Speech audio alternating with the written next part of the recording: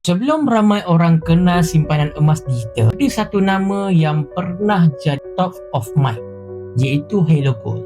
Startup emas digital, aplikasi yang sangat cantik dan masuk media sosial yang sangat besar, disokong oleh bank, digembar-gemburkan sebagai masa depan simpanan emas. Dan ya, saya pun pernah simpan emas dekat situ. Hello Gold ini bermula sekitar 2015 hingga ke 2016. Diasaskan oleh bekas banker dan fintech, bukannya orang yang tiada pengalaman langsung.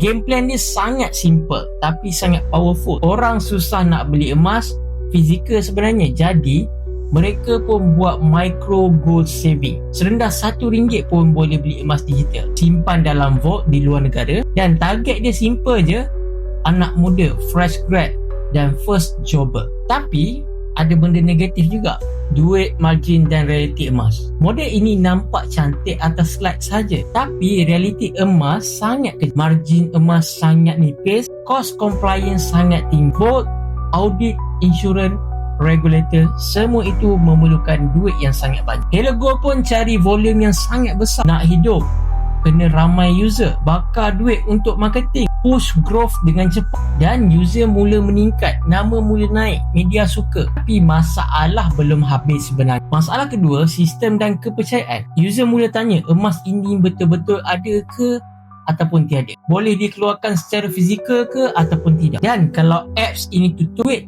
yang aku ada tu macam mana? Dan Hello Gold pun cubalah educate tentang market. Dia cuba educate, tambah transparansi, partner dengan institusi kewangan, dan sebahagian mulalah yakin.